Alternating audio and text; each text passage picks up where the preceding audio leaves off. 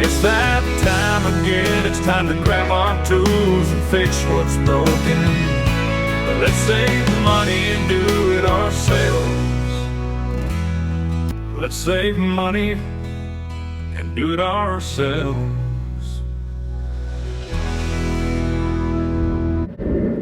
Welcome to another Garage Time with Goody.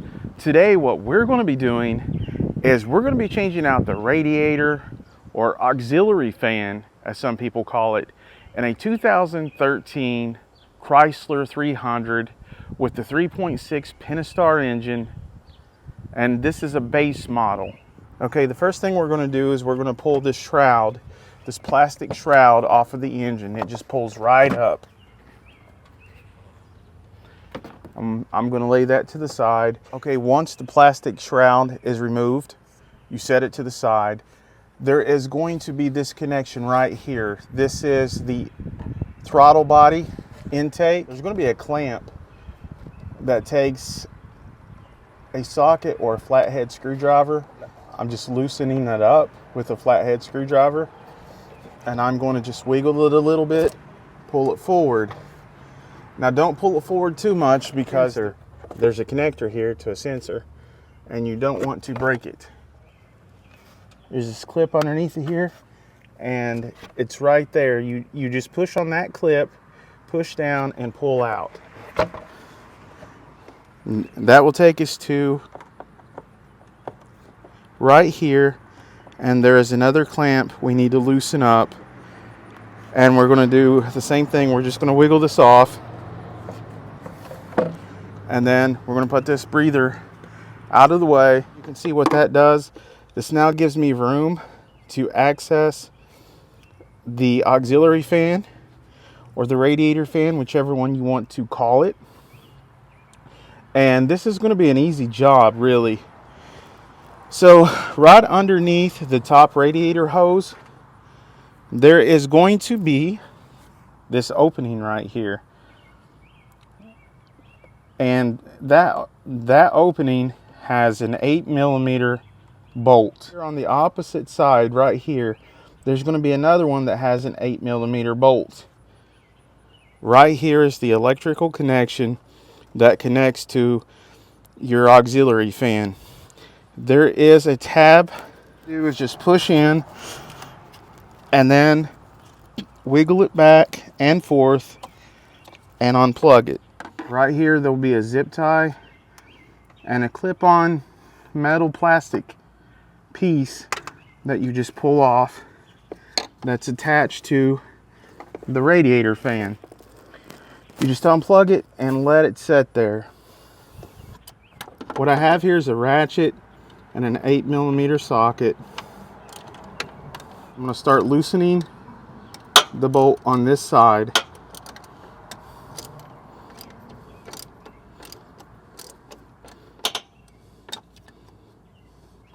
Okay, then this bolt comes out. Here's the first bolt right here. Just put it up here, out of the way. Then I'm going to come over here, straight across.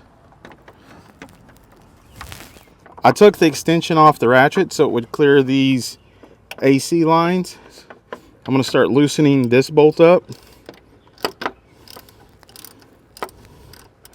Now this should be an easy job, and actually there should only be 2 of these bolts in the base model on the Chrysler 300.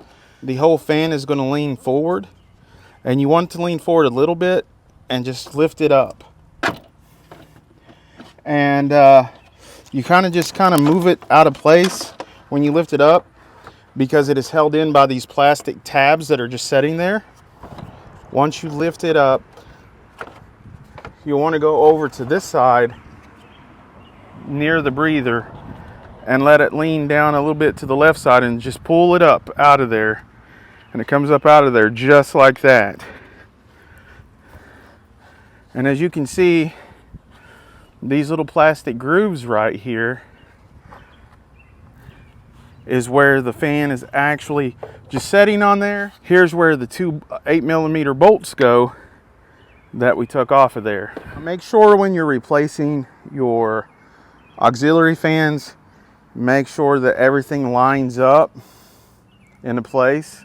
Yeah, down in here, there is a plastic tab here and a plastic tab here and near the bottom. And I'm gonna line these plastic tabs up.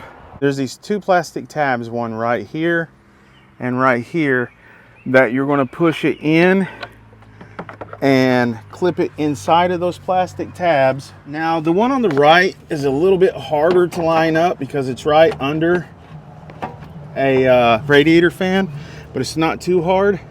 I line that one up first, and then the one on the left here, I line up. You might even have to, for a brief second, just pull up this radiator hose, but it is lined up now. And what I'm going to do, I'm going to put those two 8mm bolts back into place. And you may need to shine a flashlight or look. In this case, I have enough light to look to see where it starts. And I'm going to start it by hand. Then I'm going to take the one on the right over here. I'm going to look down in there. And I'm going to start it by hand. We're going to use a ratchet with an 8mm socket, and we're going to tighten that down. Now, I'm not aware of any torque specs, but this is plastic going into plastic, so just make it snug and don't overly tighten it.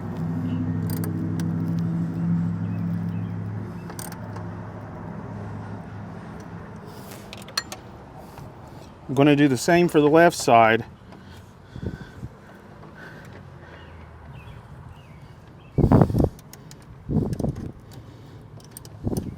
Just going to make sure it's snug. I'm not going to overly tighten it. No. So this is tightened down now, and you can see that's on there really good. Now we're going to get that wiring harness. We're going to clip the wiring harness right back onto the same place on the new fan. Goes right there. And here's the plug-in that goes into the fan. And we're just going to plug it back in.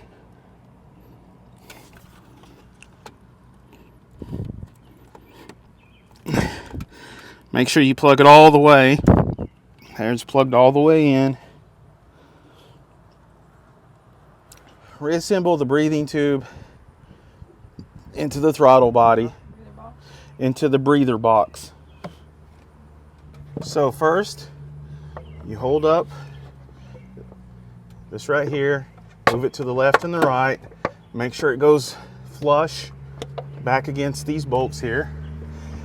Then you take this one, wiggle it back and forth. You can see that there's these two rubber pieces right here that's going to line up with this gap right here, and push it all the way until it's flush. I took this off with a flat-headed screwdriver. You can use that same 8mm ratchet and socket to tighten this down. So just tighten it down there, and then you'll come back to the throttle body here, and you'll tighten this one down so it's snug. Don't over tighten it. Once you put this breather back on and the plastic shield, do not forget to plug in the sensor here. A lot of people do forget. It'll throw an engine code. So just go ahead and plug it back in. You'll feel a little click. You'll see these plastic standoffs on the intake itself, and there are 4 of them. Go ahead and put your plastic shroud back onto the engine. It's just going to pop on just like that. See, it's on there, and that's all there is to it. Now what you want to do next is go ahead and start your car up and let it get to 220 degrees Fahrenheit and see if that auxiliary / radiator fan kicks on now. What we need to do next is we need to get the coolant temperature up to 220 degrees Fahrenheit. Once it reaches this temperature, based on this car and the thermostat that is in this car, the fan, the radiator fan or the auxiliary fan should automatically kick on and then start cooling down the engine. It wasn't automatically kicking on before. Now I'm going to rev the car a little bit in park, and so it will help me reach that temperature. Alternatively, you can drive this around town or whatever and reach that magic 220 degrees Fahrenheit temperature. But I'm going to stay here in my driveway. I keep it revved just a little under 2,000 RPMs. That's just me. I don't want to over rev it or put too much of a strain on the engine. Okay, we are approaching the 220 degree Fahrenheit magic number here, where the auxiliary fan or the radiator fan should kick on automatically and start cooling the engine down. Let me confirm that that fan has indeed kicked on, and it has, and you can see it right there. As you can see, it definitely did kick on, cooled the engine down, and now I'm going to try to get it to kick on a second time just to double make sure. And then if it comes on again, I'm going to call it a day. It actually kicked on at 219 instead of 220. Should kick on and start cooling down again. It's at 219. See, I've actually gave it a little more acceleration and it's starting to cool down. So if we go out here, we should see the auxiliary fan is on.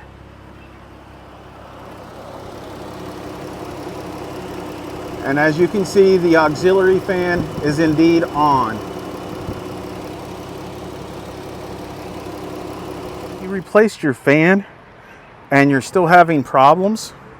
You want to try the easy things first. You want to look into your fuse box, and you will see underneath the fuse box lid there is a guide telling you what each fuse and relay is for.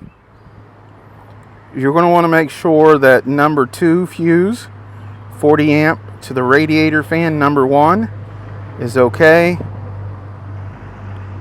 and the relay where number 18 is located, number 2 for the radiator fan, you're going to make sure that is okay.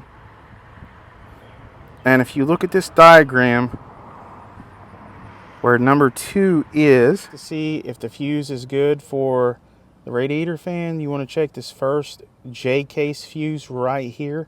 I believe this is a mini J case fuse. It's a 40 amp, and as you can see, the fuse is good. And a lot of times these burn out and the fuse is bad, and people will replace every other part, you know, just pulling their hair out trying to figure it out when it's just as simple as that fuse. Also, that has to do with the radiator fan, are these 2 relays right here. If you have a relay checker like I have right here, you hook these 2 alligator clips up to the battery and you put the relays in this device, and I will put a link to it in the video description. You can test these 2 relays. If you don't have a tester, you can use another relay that goes to something else and swap them out and see if that works for you, and see if your radiator fan will start working. So that is another thing that you can try. Another simple thing that can be causing your radiator fan not to function or not to function properly is the cap on your radiator or overflow reservoir. In this case, it's the overflow reservoir, and it has to hold pressure. So if the gasket in this radiator cap has failed, you'll just want to buy a new radiator cap, and that could be the solution for you. And another problem you could be having is the coolant temperature sensor could be failing. And if you look down in there, on this particular model, it's going to be located on the driver's side toward the back of the engine right there, you see that little red clip right there where I'm pointing to?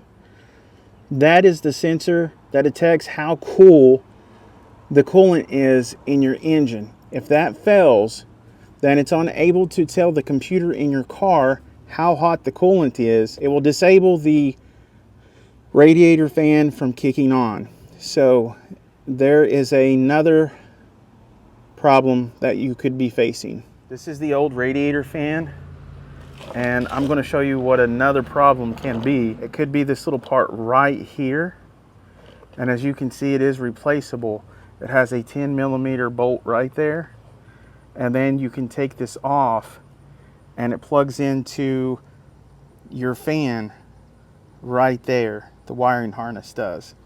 This is what you call a radiator fan resistor, and as you can see on the back right here is what it looks like, and they can fail, and if they do, your radiator fan is not going to work.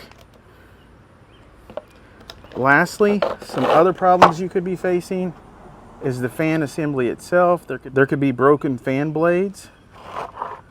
There could be bad bearings or other internal workings of the fan motor itself. Right there, here are the numbers. You can just pause the video if you need those. And that has done it for this episode of Garage Time with Goody. If you find any of this information useful, please smash that like button, subscribe to my channel, and until next time, I'll see you later.